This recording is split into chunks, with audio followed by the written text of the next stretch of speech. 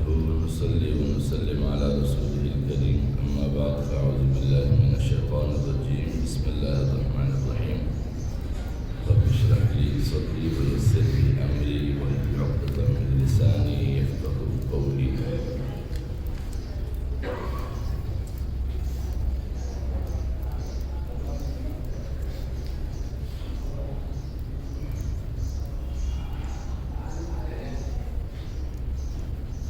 آج کے درس سورہ فتح کی آیت نمبر 1، 2 اور 3 کی دی جائے گی، اور اس پر عرض کیا گیا تھا کہ قرآن مجید سمجھنے والے کے وہ طبقہ جو قرآن مجید کو مستقل ضابطۂ حیات اور انسانی زندگی کا نظام سمجھتے ہیں، وہ اس صورت کو عنوان کے تحت بیان کرتے ہیں، اور اس کے لیے عنوان انہوں نے متعین کیا ہے قرآنی عنوان انقلاب، یعنی انسانی طبقے میں سے اہل ایمان کا وہ طبقہ جو قرآن مجید کو مستقل نظام اور ضابطۂ حیات مانتے ہیں، یہ صورت ان کی انقلابی عمل کے لیے عنوان متعین کرتا ہے۔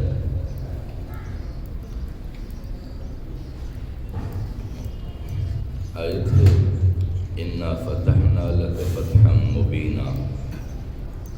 ہم نے تجھے کھلی فتح دی ہے، اور یہ فتح صلح حدیبیہ کی صورت میں تھی، جب حضور نبی اکرم صلی اللہ علیہ وسلم نے خواب دیکھا کہ وہ اپنے صحابہ کرام کے ہمراہ بیت اللہ کی طواف کے لیے عمرے پر تشریف لے جا رہے ہیں، اور پھر وہ اسی غرض سے سفر پر نکلے، لیکن اہل مکہ نے انہیں مکے کی طرف جانے نہیں دیا، اور کیفیت یہاں تک پیدا ہوئی کہ ایک دوسرے کے مد مقابل آیا جائے، تو اہل مکہ کی طرف سے معاہدے کی پیشکش کی گئی، اور حضور نبی اکرم صلی اللہ علیہ وسلم نے اس معاہدے کو قبول کرنے کے لیے حامی بری، اور پھر وہ معاہدہ آج تک صلح حدیبیہ کے نام سے دنیا جانتی ہے۔ اور جب وہ فتح کے معاہدے پر دستخط ہوئے اور واپسی وہاں سے ہوئی، صحابہ کرام نے حضور نبی اکرم صلی اللہ علیہ وسلم کی پیروی کرتے ہوئے وہیں پر حدیبیہ کے مقام پر قربانیاں دیں، اور وہیں سے احرام کھول کر واپسی کا سفر شروع کیا مدینے کی طرف۔ تو یہ آیت نازل ہوئی۔ معاہدے کے وقت اگرچہ کئی سارے صحابہ کرام اس معاہدے کی حکمت سے آگاہ نہیں تھے، تو انہیں کافی ناراضگیاں تھیں، اس کے اندر سخت ترین شرائط قبول کرنے کے حوالے سے غمگینیاں تھیں ان پر، لیکن جب وہاں حدیبیہ کے مقام سے واپسی شروع ہوئی تو قرآن مجید کی اس آیت کا نزول ہوا کہ اِنَّا فَتَحْنَا لَكَ فَتْحًا مُبِينًا، بلا شبہ ہم نے تمہیں فتح دی ہے، فتح مبینہ، واضح ترین فتح، جس کی کوئی بھی گوشہ پوشیدہ نہیں ہے۔ کامیابی کے لحاظ سے آپ کو اتنی عظیم کامیابی نصیب ہوئی ہے۔ تب صحابہ کرام میں خوشیوں کی لہر دوڑ پڑی، اور ان کو یہ اطمینان ہوا کہ واقعتاً آج کا یہ معاہدہ جس کے پوشیدہ گوشوں سے ہم واقف نہیں تھے، اور حضور نبی اکرم صلی اللہ علیہ وسلم اس معاہدے کی گہرائی اور اس کی حکمت سے آگاہ تھے، اللہ رب العزت نے اس آیت کے اندر ہماری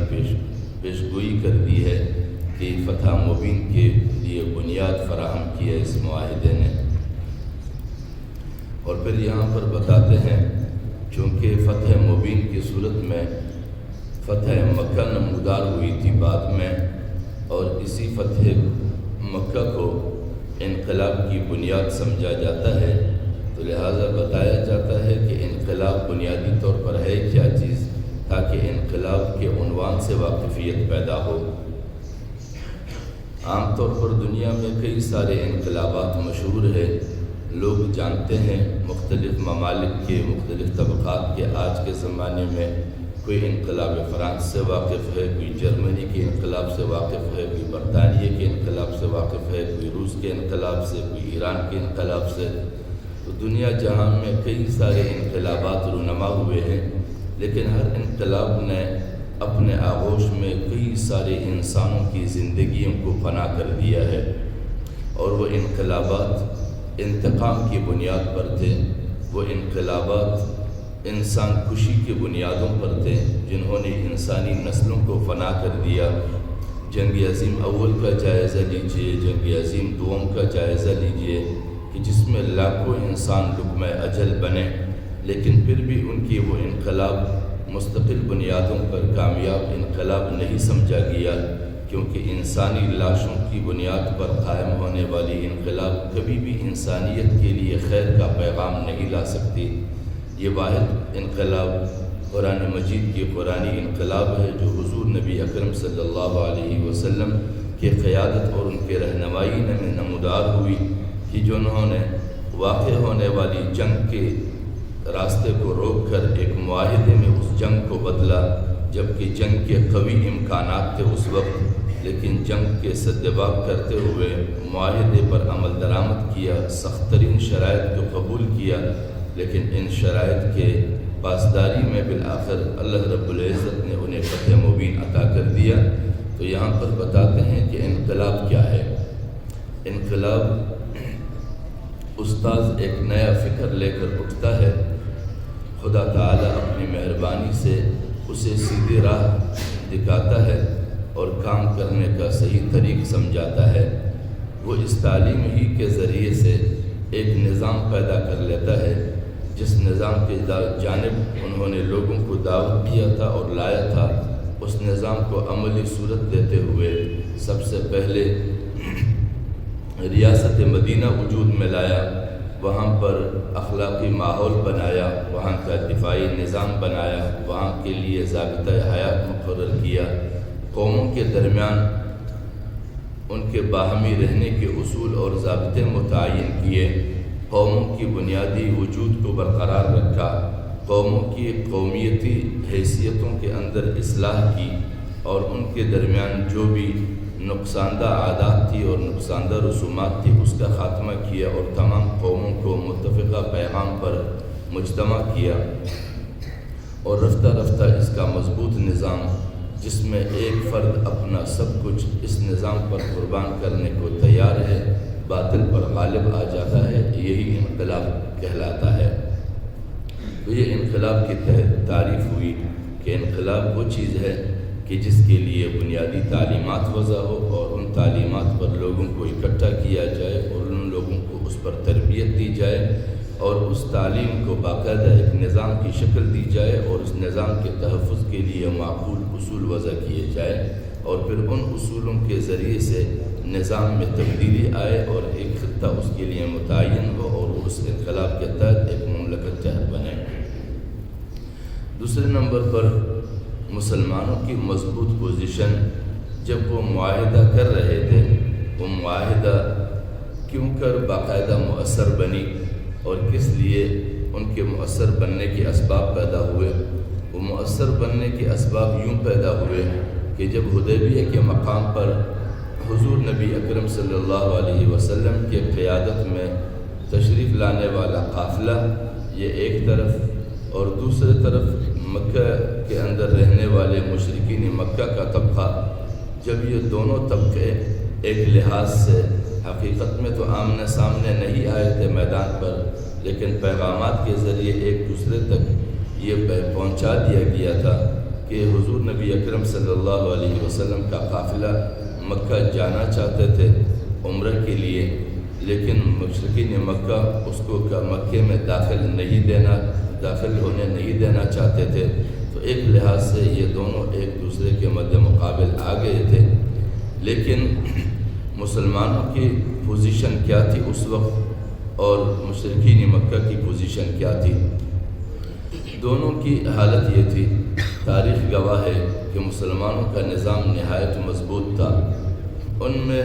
ضابطے کا بھی ایک نظام تھا اور اطاعت کا بھی ایک نظام تھا۔ ضابطے کا نظام یہ کہ جو بھی فیصلہ کیا جائے اس فیصلے کو واقعتاً سب پر لازم اور کاربند بنایا جائے، اور اطاعت کی بھی یہ حالت تھی کہ جو بھی فیصلہ آتا کوئی بھی صحابی اس سے سرتابی نہ کرتا، کامل بنیادوں پر حضور نبی اکرم صلی اللہ علیہ وسلم کے ہر فیصلے کی اطاعت اپنے لیے دینی فریضہ سمجھتے تھے۔ یہ دونوں چیزیں کہ جب ضابطہ موجود ہو اور اطاعت موجود ہو،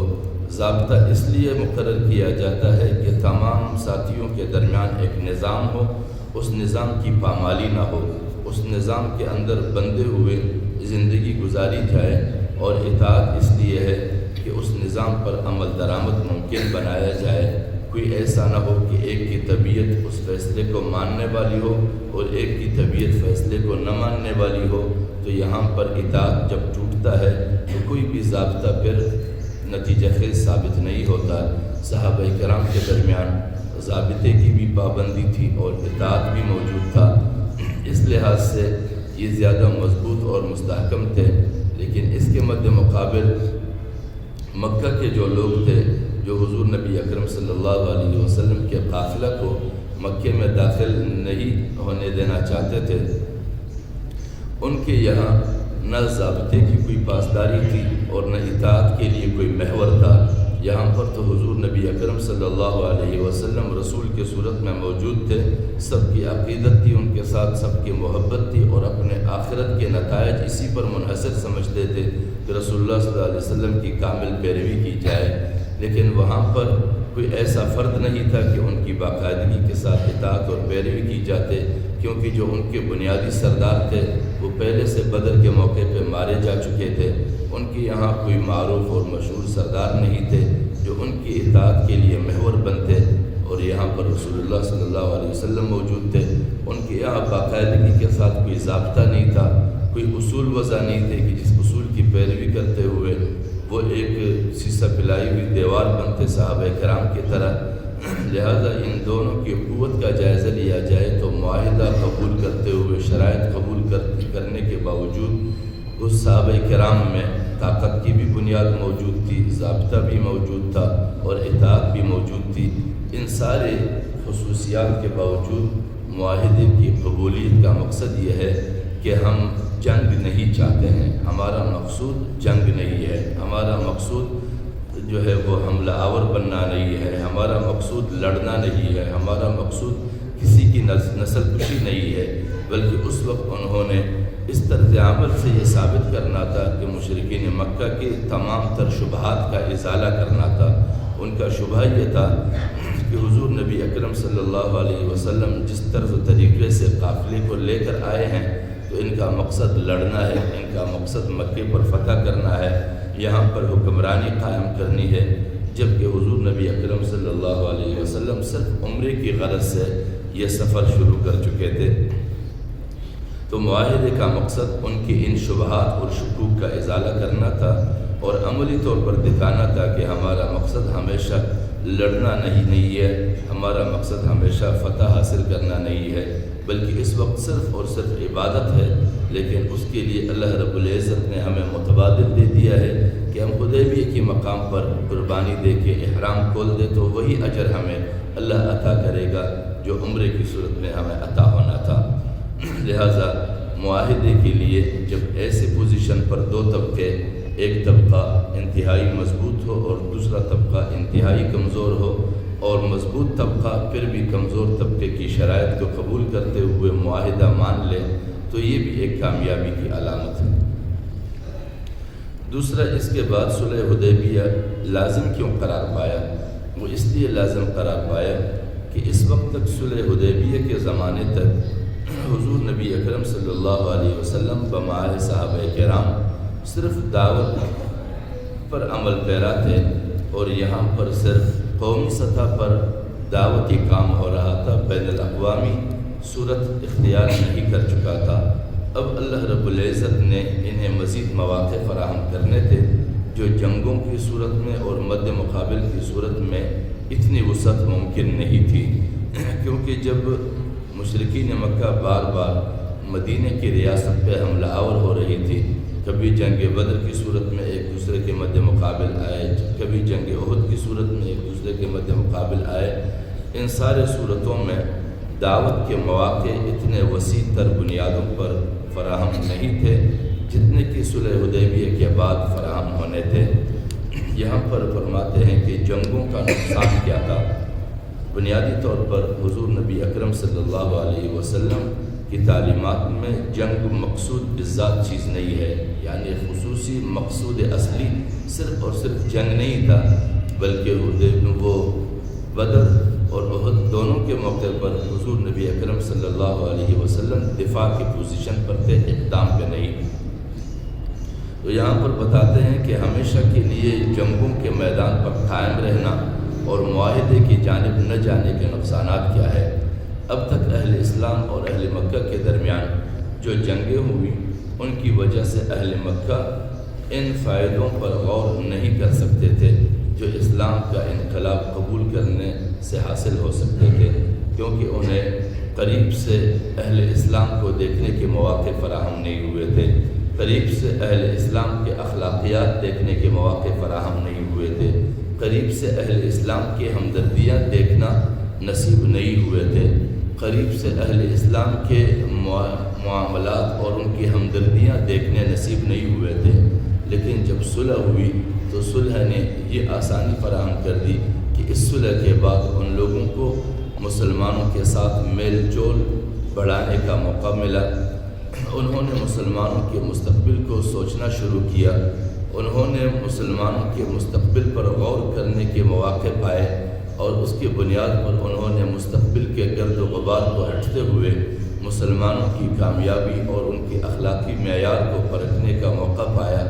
اس لیے جنگ کے مقابلے میں صلح نے حد سے زیادہ فائدے دیے، اور وہ فائدے کیا ہے اس کے لیے بیان کرتے ہیں کہ صلح کا فائدہ کیا تھا۔ یہاں ایک اور بات بھی سوچنے کے لائق ہے، اور وہ یہ ہے کہ قریش مکہ عرب کے مرکزی حیثیت رکھتے تھے۔ اگر ان کی اجتماعیت نہ ٹوٹتی، یعنی یہ معاہدہ نہ ہوتا، اور اس وقت بھی جنگ کی بنیاد پر مشرکین مکہ کو جنگی حالات یکجا رکھتے، اور وہ اسی طرح ہمیشہ اپنی ذہنیت پر قائم رہتے، اگر وہ اسی ذہنیت کے ساتھ بعد میں جبر کے ذریعے، فتح کے ذریعے، یعنی وہ جنگ کے ذریعے فتح پاتے اور وہ لوگ اسلام قبول کرتے، تو وہ اپنے سابقہ ذہنیت کے ساتھ اسلام میں آتے۔ سابقہ ذہنیت کے ساتھ جب وہ اسلام میں آتے تو ایک لحاظ سے وہ یوں تصور کرتے کہ ہمیں جبر کے ذریعے اسلام میں لایا گیا ہے، تو اس کی اس ذہنیت کے ساتھ اسلام میں شامل ہونے سے یہ نقصان پیدا ہوتا ہے کہ وہ ہمیشہ اپنے اپنے خیالات کی آمیزش اسلامی تعلیمات میں رکھتے۔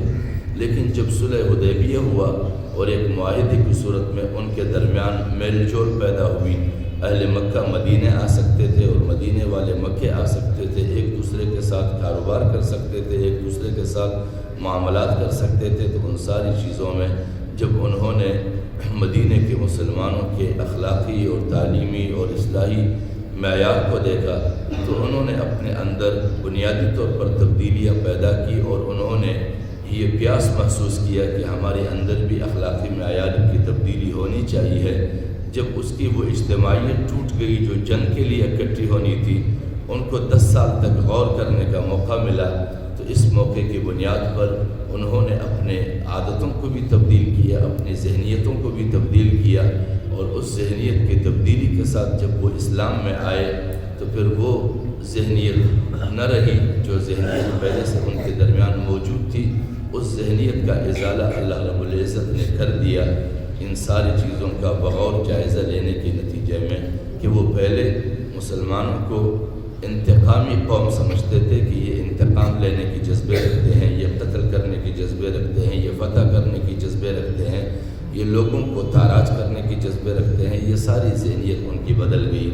اور اللہ رب العزت نے بھی دوسری آیت میں فرمایا لِيَغْفِرَ لَكَ اللَّهُ مَا تَقَدَّمَ مِنْ ذَنْبِكَ وَمَا تَأَخَّرَ۔ یہ فتح اللہ رب العزت نے کیوں عطا کر دی، اور پھر یہ معاہدے کی نوبت کیوں دلائی آپ کو، یہ معاہدہ کس لیے کیا گیا، یہ معاہدہ اس لیے تاکہ تیری پہلی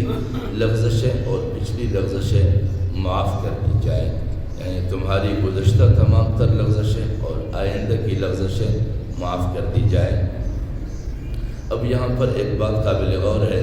کہ یہ آیت حضور نبی اکرم صلی اللہ علیہ وسلم پر نازل کی گئی ہے، اور اس میں بتایا جاتا ہے کہ تمہاری گزشتہ لغزشیں اور تمہاری آئندہ کی لغزشیں۔ حضور نبی اکرم صلی اللہ علیہ وسلم گزشتہ تمام انبیاء کرام سمیت یہ معصومان الخطا ہے، ان سے کوئی خطا سرزد ہی نہیں ہو سکتی ہے، وہ کسی گناہ کا ارتکاب کر ہی نہیں سکتے ہیں، تو پھر یہاں پر لغزشیں کس بنیاد پر ہیں؟ اور یہاں پر لفظ ذنب استعمال ہوا ہے، اور ذنب عام طور پر گناہ کے لیے اور خطا کے لیے استعمال ہوتا ہے، کیونکہ ذنب کا عربی میں معنی دم کے ہے، اور جیسے دم کسی چیز کے پیچھے جڑی ہوئی ہوتی ہے، اس طرح انسان جب کوئی گناہ کرتا ہے یا کوئی غلطی کرتا ہے تو وہ گناہ اور غلطی ساری انسانیت کی نگاہ میں اس کے پیچھے جڑ جاتی ہے، اور پھر ہمیشہ کے لیے اس کے گناہ اور غلطی ہر ایک کے سامنے نمایاں رہتی ہے، جب تک کہ وہ اس غلطی کا ازالہ نہ کرے، کسی کے سامنے اس غلطی کو قبول نہ کرے، اس پر توبہ نہ کرے، یا پھر اس کو اس کی سزا نہ دی جائے، تب تک سارے لوگ ان کے گناہ کو دیکھتے بھی ہیں اور اس کے گناہ پر بولتے بھی ہیں، اس کے گناہ کا تذکرہ بھی کرتے ہیں۔ لیکن حضور نبی اکرم صلی اللہ علیہ وسلم تو خود معصوم عن الخطا ہے، ان سے کوئی خطا اور کوئی گناہ ہو ہی نہیں سکتی ہے، تو پھر یہاں آیت میں ان کے لیے یہ کہنا کہ تمہاری گزشتہ گناہیں بھی اور تمہاری بعد کی لغزشیں بھی معاف کر دی جائے، اس لیے آپ کو فتح مبین عطا کر دی تھی۔ تو یہاں پر مقصد یہ ہے کہ دو چیزیں ہیں، ایک چیز یہاں پر یہ ہے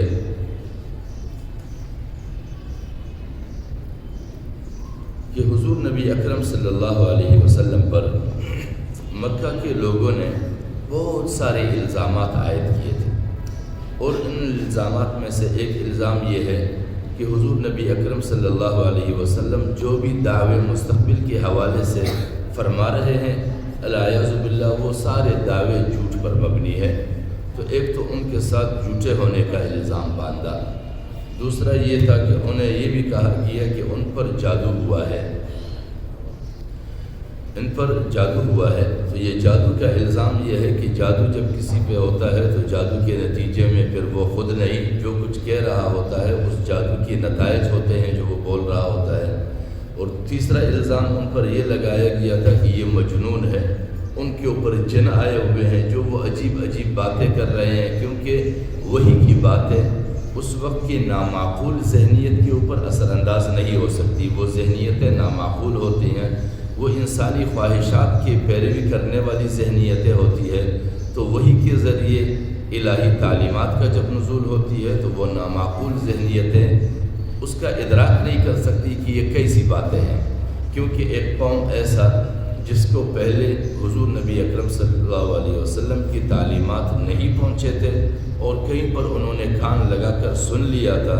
تو ان پر ہے قل اوحی الی انہ استمع نفر من الجن فقالوا انا سمعنا قرآنا عجبا۔ جب انہوں نے پہلی دفعہ سنا تو انہوں نے کہا کہ ہم نے عجیب باتیں سنی ہیں آج، کیونکہ ان کے لیے عجیب اس لیے تھی کہ اس سے پہلے کبھی بھی ان کے سامنے الہی تعلیمات آئی ہی نہیں تھے، کبھی پیش ہی نہیں ہوئے تھے، کبھی ان کو اس کا کوئی اندازہ ہی نہیں تھا کہ الہی تعلیمات ہوتے کیسی ہے۔ تو اس لیے ان لوگوں نے حضور نبی اکرم صلی اللہ علیہ وسلم کو مجنون کا الزام بھی عائد کیا۔ تو یہ ساری الزامات جو انہوں نے عائد کیے تھے اور ان میں شہرت پائی تھی یہ ساری باتیں، تو یہاں پر یہ باتیں حضور نبی اکرم صلی اللہ علیہ وسلم کے پیچھے باندھ لیے گئے تھے۔ تو اللہ رب العزت نے فتح مبین کی صورت میں اور اس معاہدے کی صورت میں عملی طور پر جو ان کا دعویٰ تھا کہ اللہ رب العزت مجھے مستقبل میں کامیابی عطا کریں گے اور میں یہاں پر فتح حاصل کروں گا، یہ سارے لوگ میری پیروی کریں گے، سارے لوگ میری اطاعت کریں گے اور یہی تعلیم کامیاب ہوگا، اسی تعلیم کے لیے کامیابی ہے اور روز روشن کی طرح یہ سب پر عیاں ہوگا۔ یہ جو ساری باتیں انہوں نے فرمائی تھی، اللہ رب العزت نے فتح مبین کی صورت میں ان کی عائد کردہ سارے الزامات کا ازالہ کرتے ہوئے عملی طور پہ یہ دکھا دیا کہ فتح بھی اللہ نے انہیں عطا کر دی، حکمرانی بھی اللہ نے انہیں عطا کر دی، کامیابی بھی اس کی دعوت کو عطا کر دی۔ وہ لوگ جو سارے سرکش تھے اور سارے حضور نبی اکرم صلی اللہ علیہ وسلم کی دعوت کے مد مقابل تھے، وہ بھی سارے پیروکار بن گئے۔ تو عملی طور پر اللہ رب العزت نے ان الزامات کو مسترد کرتے ہوئے یہ دکھا دیا، سب پر عیاں کر دیا کہ وہ سارے جھوٹے تھے۔ جو باتیں حضور نبی اکرم صلی اللہ علیہ وسلم کے پیچھے باندھی گئی تھی وہ کوئی بھی بات حقیقت پر مبنی نہیں تھی، بلکہ حضور نبی اکرم صلی اللہ علیہ وسلم کے دعوے ہی حقیقت پر مبنی تھے، اور اس کو اللہ رب العزت نے روز روشن کی طرح کر دکھایا۔ اور آئندہ کی لغزشیں کیا ہے؟ آئندہ کی لغزشیں یہ ہے کہ پھر بھی اگر لوگ پروپیگنڈے کرتے ہیں تمہارے بارے میں، آئندہ مزید الزامات عائد کرتے ہیں، تو ان الزامات کو بھی اللہ رب العزت اسی طرح محو کر دیں گے، ختم کر دیں گے۔ کوئی بھی الزام بالآخر تک باقی نہیں رہے گا۔ لوگ بھلے الزامات عائد کرتے رہے، جس طرح پچھلے الزامات کو فتح کی صورت میں سب کو ختم کر دیا، آئندہ کے الزامات بھی اس طرح ختم کر دیے جائیں گے، کیونکہ کسی بھی نبی اور رسول کے بارے میں ذنب کا لفظ گناہ کے طور پر نہیں بلکہ الزام کے طور پر مانا جائے گا، کہ الزام جو ان پر عائد کیا جاتا ہے وہ الزام بھی ایک قسم کے اس کے پیچھے باندھ دیا جاتا ہے۔ لہٰذا ایک لحاظ سے جو ذنب کا اطلاق گناہ پر ہوتا ہے، ویسے ہی ذنب کا اطلاق الزام پر بھی عائد ہوتا ہے۔ تو یہاں پر ذنب کا یہ معنی ہوا کہ ذنب کا مقصد بنیادی طور پر گناہ کا نہیں، یہاں پر فی الحقیقت رسول اللہ صلی اللہ علیہ وسلم کے حوالے سے یہ الزام کا معنی رکھتا ہے۔ اور دوسری بات یہ کہ یہ ذنب اور الزامات جو حضور نبی اکرم صلی اللہ علیہ وسلم پر تھے وہ اس لیے تھے کہ ان کے یہاں جو جنگ بدر کے موقع پر لڑائی دکھائی دی اہل مکہ کے سامنے، اور جنگ احد کے موقع پر یہ لڑائیاں جو ان کے سامنے تھی، تو وہ سمجھتے تھے کہ حضور نبی اکرم صلی اللہ علیہ وسلم اور ان کے اصحاب یہ انتقام کا جذبہ رکھتے ہیں۔ اور حقیقت یہ ہے کہ جو بھی شخصیت معلم کے مقام پر فائز ہو وہ منتقم نہیں ہو سکتا، وہ انتقام لینے والا نہیں ہو سکتا، کیونکہ اگر وہ انتقام لینے والا بن جائے تو وہ معلم کے مقام پر فائز نہیں رہ سکتا۔ حضور نبی اکرم صلی اللہ علیہ وسلم نے ہمیشہ معلم کے انداز کو اختیار کیا ہے، کیونکہ گزشتہ اقوام جو بنی اسرائیل تھے وہ رفتہ رفتہ جب انتقامی جذبے سے سرشار ہو گئے تو اس کو پھر اللہ رب العزت نے اپنے اس بنیادی مقام پر باقی نہیں رکھا، اور اس رتبے کو جو پہلے بنی اسرائیل کو عطا ہوئی تھی، اللہ رب العزت نے اپنے حکمت الہیہ کے ذریعے سے وہ مقام قریش کی جانب منتقل کر دیا بنو اسماعیل کی صورت میں، اور بنی اسماعیل کی یہ ذمہ داری بنی کہ انہوں نے پھر اس عمل کو جاری رکھا۔ اور حضرت ابراہیم علیہ السلام کی وہ دعا کہ ربنا وبعث فیہم رسولا منہم، کہ اے ہمارے پروردگار، ہم نے جس امت مسلمہ کو اپنی نسل سے اٹھانے کی دعا کی ہے انہی میں سے ایک رسول بھیج دے۔ یہ دعا حضرت ابراہیم علیہ السلام نے فرمائی تھی، اور بالآخر قریش میں سے یہ دعا عملی شکل اختیار کر کے حضور نبی اکرم صلی اللہ علیہ وسلم اور ان کے متبعین کی صورت میں اللہ رب العزت نے نمودار فرمایا۔ انہوں نے دعوتی راستے کو اختیار کیا اور انتقامی جذبے کو لوگوں سے محو کرنے کی کوشش کی، اور خود اس کے اپنے ذات میں یہ جذبہ نہیں تھا، اور یہ جذبہ انہوں نے مٹا دیا تھا، یہاں تک کہ جب جنگ احد کے موقع پر جب صحابہ کرام کئی سارے تعداد میں شہید ہوئے، اور خود حضور نبی اکرم صلی اللہ علیہ وسلم کے دانت مبارک بھی شہید ہوا، تو وہاں پر بھی حضور نبی اکرم صلی اللہ علیہ وسلم دعا فرماتے ہیں کہ اس قوم پر رحم فرما، یہ قوم جانتی نہیں ہے کہ میں کس حیثیت کا حامل ہوں اور مجھے کیسے اللہ رب العزت کے رسول بنا کے بھیجا ہے، یہ قوم نہیں جانتی ہے میرے بارے میں، ورنہ یہ ایسا نہیں کرتے، اس قوم پر رحم فرما۔ لہذا حضور نبی اکرم صلی اللہ علیہ وسلم کے مزاج میں انتقام نہیں تھا۔ اس لیے اس صورت کی تعلیم یہ ہے کہ جو بھی معاشرے کے اندر معلم کے مقام پر فائز ہو اس کے اندر انتقام کا جذبہ نہیں ہونی چاہیے، کیونکہ انتقام اور تعلیم یہ دونوں ایک ساتھ جمع نہیں ہو سکتے، کیونکہ تعلیم انسان کے اندر شستگی پیدا کرتا ہے، تعلیم انسان کے اندر آراستگی پیدا کرتا ہے، تعلیم انسان میں تہذیب پیدا کرتا ہے، اور انتقام کا جذبہ یہ تہذیب کا سلیقہ نہیں ہے، یہ مزید سنجیدگی کا اقدام نہیں ہے، اور انتقام کا عمل انسان کو کسی کے مد مقابل لاتا ہے، اور تعلیم یہ یک طرفہ ہمدردی کے ایک علامت ہے۔ لہٰذا ہر معلم کے لیے لازمی ہے کہ جب بھی کسی کے اندر تعلیمی صلاحیت کو اجاگر کرنے کی ذمہ داری پر فائز ہو تو وہاں پر اس کے اندر کبھی بھی انتقام کا جذبہ نمودار نہ ہو۔ اور پھر اسی طرح اس سے یہ بھی تعلیم ہے کہ جماعتیں جب بنتی ہے کہیں پر معاشرتی تبدیلی کے لیے تو وہ جماعت کے اندر بھی انتقامی جذبہ نہیں ہونا چاہیے۔ جماعت میں جذبہ انتقام کیسا ہے؟ وہ یہ ہے کہ صحابہ کرام یہ روز اول سے حضور نبی اکرم صلی اللہ علیہ وسلم کے متبع نہیں تھے، روز اول سے وہ اسلام سے باہر تھے، لیکن حضور نبی اکرم صلی اللہ علیہ وسلم کے دعوتی عمل نے ان کو دین کے ساتھ ملایا اور دین کے زیور سے آراستہ کیا، اور پھر وہ حضور نبی کریم صلی اللہ علیہ وسلم کے مصاحب بنے، اسی لیے صحابیت کا اطلاق ان پر ہوا۔ لیکن جو جذبہ انتقام کا پہلے سے قوموں کے درمیان ہوتا ہے وہ جذبہ ہر انسان کے فطرت میں موجود ہے کہ وہ کسی بھی چیز کا بدلہ لے،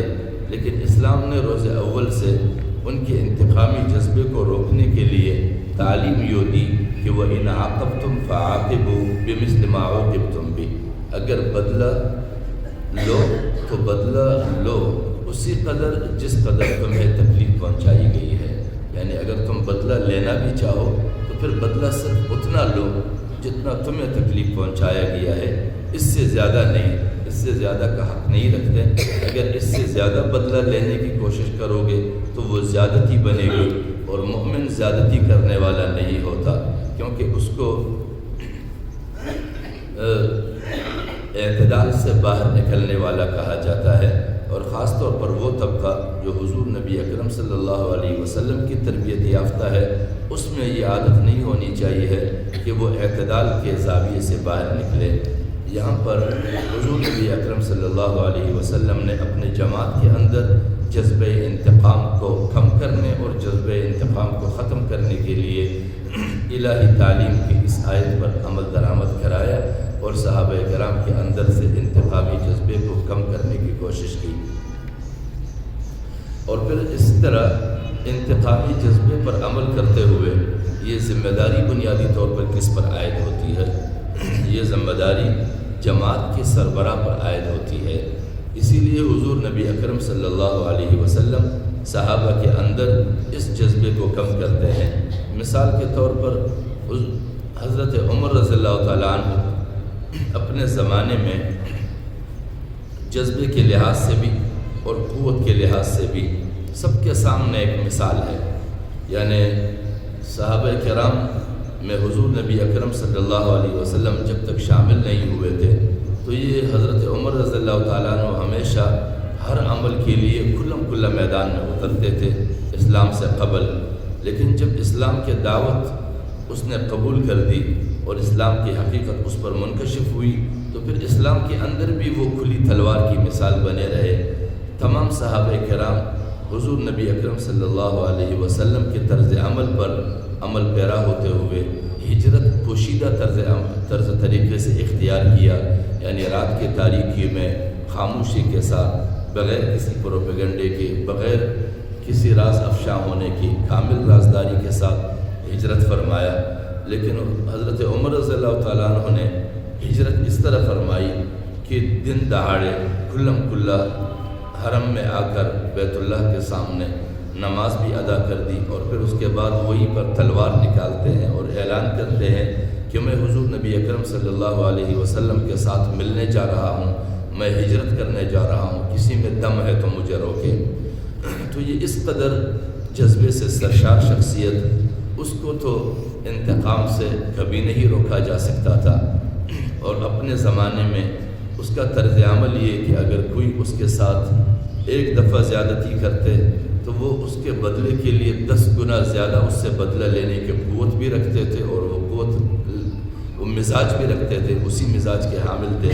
لیکن حضور نبی اکرم صلی اللہ علیہ وسلم نے اپنے تعلیم سے آراستہ کر کے اس کو بھی اس نہج پر پہنچایا کہ وہ ان عاقبتم فعاقبوا بمثل ما عوقبتم بھی، بدلہ لینے کے اگر حق بھی ہے کسی کو تو صرف اس مقدار کا ہے جتنی اس کی زیادتی ہوئی ہو، لیکن اس کے لیے بھی ایک معیار اور ضابطہ مقرر کیا کہ عدالتی نظام قائم کیا، انصاف کا ایک ادارہ قائم کیا کہ وہ انصاف کا ادارہ یہ ثابت کرے گا کہ تمہارے ساتھ واقعتاً کوئی زیادتی ہوئی بھی ہے یا نہیں۔ اگر زیادتی ہوئی ہے تو پھر وہ ادارہ اس نہج کا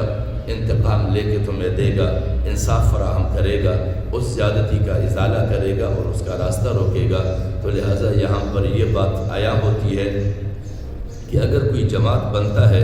اور اس جماعت میں رہنے والا کوئی فرد کسی کے ساتھ زیادتی کرتا ہے تو اس زیادتی کی ذمہ داری اس جماعت کی سربراہ پر عائد ہوتی ہے کہ اس نے اپنے قیادت میں رہنے والے لوگوں کی تربیت اس معیار کی کیوں نہیں کی ہے اور اس کو تربیت کے اس دائرے میں کیوں نہیں لایا ہے۔ لہٰذا اس زیادتی کی ذمہ داری قیادت پر ہوگی اور اس کا الزام اس قیادت پر عائد ہوگا۔ یہاں پر حضور نبی اکرم صلی اللہ علیہ وسلم نے اس الزام سے اور اس ذمہ داری سے اپنے آپ کو بری ذمہ کیا ہے، صحابہ کرام کو اس معیار کی تعلیم دی ہے جو اللہ رب العزت کا مقصود تعلیم ہے۔ صلح میں ایک اور پوشیدہ حکمت کیا تھی؟ صلح میں پوشیدہ حکمت یہ تھی کہ قدیم زمانے سے جو معاملات جنگ کے ذریعے سے حل کیے جاتے تھے اور وہ لوگ جو اس سے پہلے جنگ کی صورت میں لوگ انہیں جانتے تھے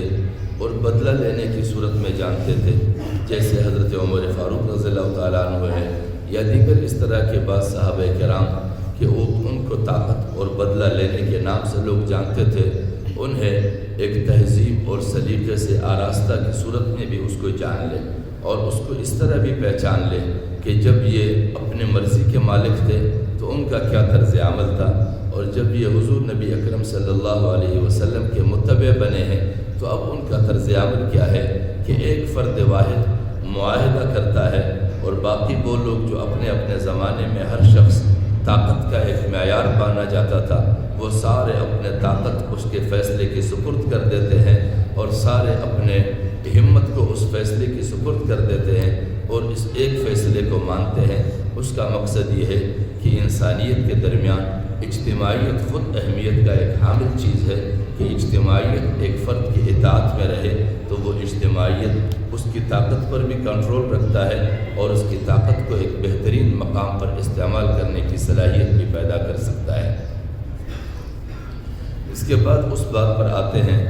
جو دوسری آیت میں تھی ضم کے صورت میں، وہاں پر پچھلی غلطیوں کا ازالہ، جب میل میلاپ پڑا معاہدے کی صورت میں ایک دوسرے کے ساتھ تعلق پیدا ہوئے، یعنی مدینے کے صحابہ کرام اور مکے کے مشرکین کے درمیان جب میل میلاپ پیدا ہوا، تعلق پیدا ہوئے اور ان کے ساتھ رابطے پیدا ہوئے، ان کے درمیان ربط و آمد پیدا ہوا،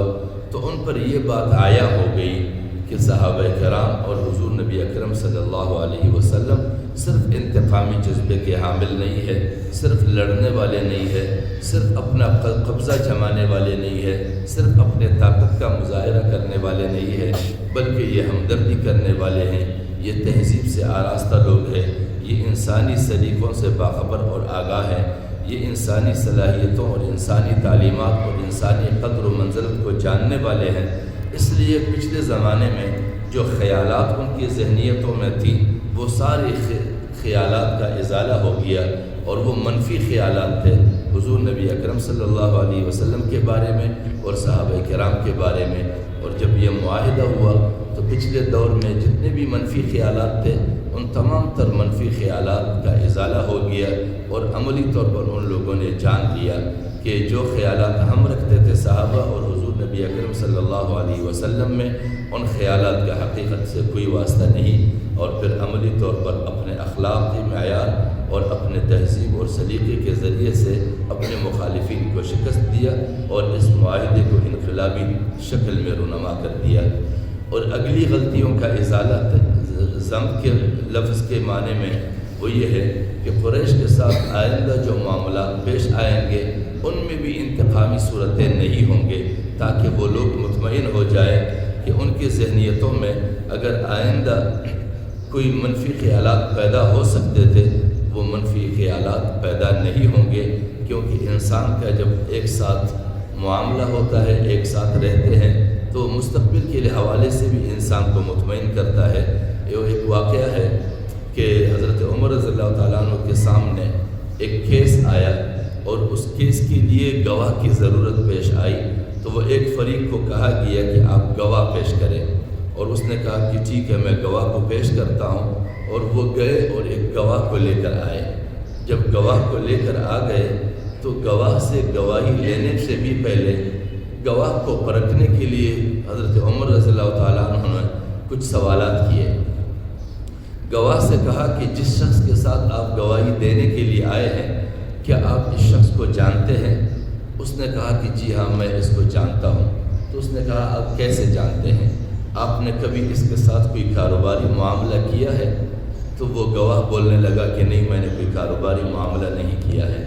پھر اس سے دوسرا سوال کیا گیا کہ جس کے لیے آپ گواہی دینے کے لیے آئے ہیں کیا اس کے ساتھ آپ نے کبھی سفر کیا ہے؟ تو گواہی دینے والے نے کہا کہ نہیں میں نے سفر بھی نہیں کیا ہے۔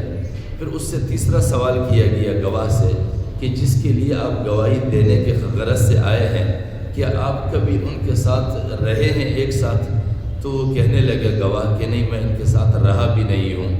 تو حضرت عمر رضی اللہ تعالیٰ عنہ نے کہا کہ نہ آپ نے ان کے ساتھ کوئی کاروباری معاملہ کیا ہے، نہ آپ نے سفر کیا ہے، نہ آپ ان کے ساتھ رہے ہیں، تو پھر آپ نے لازماً ان کو اٹھک بیٹھک پر دیکھا ہوگا، اس لیے آپ ان کو اچھے آدمی کہہ رہے ہیں، باقی آپ اس کو جانتے نہیں ہیں، اس لیے آپ اس کے بارے میں گواہی نہیں دے سکتے ہیں۔ لہٰذا کسی کے ساتھ رہنے اور معاملات کرنے اور آمد و رفت کے بنیاد پر ان کے مستقبل سے بھی آدمی مطمئن ہو سکتا ہے کہ اگر کاروبار میں یہ دھوکے باز ثابت نہیں ہوا ہے، رہنے میں یہ میرے ساتھ اچھا ثابت ہوا ہے، سفر میں یہ میرے ساتھ مخلص ثابت ہوا ہے، تو یہ آئندہ بھی میرے ساتھ اسی طرح ثابت ہوگا۔ اسی لیے اگلی غلطیوں کے بارے میں کہ جو ان کے ساتھ معاہدہ ہوا، ربط و آمد ہوا، تو آئندہ کے لیے بھی جو نئے خیالات مشرکین مکہ کے ذہن میں آ سکتے تھے ان کا بھی ازالہ ہو گیا۔ اب آئندہ کے لیے بھی ان کے ذہنوں میں ایسی کوئی چیز نہیں آئے گی۔ انسان کی ارتفاقی زندگی اور انتقام، زندگی کے گزر بسر کرنے کے طور و طریقے اور انتقام، یعنی جس قوم میں زندگی کے گزر بسر کے طریقے موجود ہوں، ان کے لیے ضابطے موجود ہوں، ان کے لیے اصول موجود ہوں، اس طبقے کے اندر انتقام کا جذبہ نہیں ہو سکتا، کیونکہ اس کی زندگی میں ہمیشہ ہر معاملہ ایسا ہوگا کہ وہ یک طرفہ ہمدردی کی بنیاد پر ہوگا، کیونکہ وہ اس معاشرے کی اصلاح چاہتا ہے، اس معاشرے کے اندر تبدیلیاں چاہتا ہے، وہ اس معاشرے کے لیے معلم بن کے آیا ہے۔ جب وہ اس معاشرے کے لیے معلم بن کے آتا ہے تو پھر اس کے اندر انتقامی جذبہ نہیں رہ سکتا، وہ صرف اور صرف اس معاشرے کے لیے مصلح بنتا ہے، کیونکہ وہ اس کے اندر اس معاشرے کے اندر زندگی کے گزر بسر کے اصول اور ضابطے، طور اور طریقے سمجھانا چاہتا ہے۔ جب اس کے اندر انتقام پیدا ہوگا تو پھر وہ زندگی کے گزر بسر کے ضابطے، اصول اور طور و طریقے نہ سمجھا سکتا ہے اور نہ وہ قوم اس سے سمجھ سکتا ہے۔ لہٰذا ہمیشہ کے لیے معلم کے اندر اور استاذ اور سمجھانے والے کے اندر انتقامی جذبہ نہیں ہونا چاہیے کہ اس کو غصہ آئے، اس کو جذبہ آئے اور وہ اس سے بدلہ لینا شروع کر دے، اس پر غصہ اتارنا شروع کر دے، اس کو مار پیٹ شروع کر دے۔ یہ معلم کا شیوا نہیں ہوتا۔ اسی لیے یہ پہلے جو میں نے عرض کیا، حضور نبی اکرم صلی اللہ علیہ وسلم نے احد کے موقع پر یہ دعا کی تھی کہ رب انصر قومی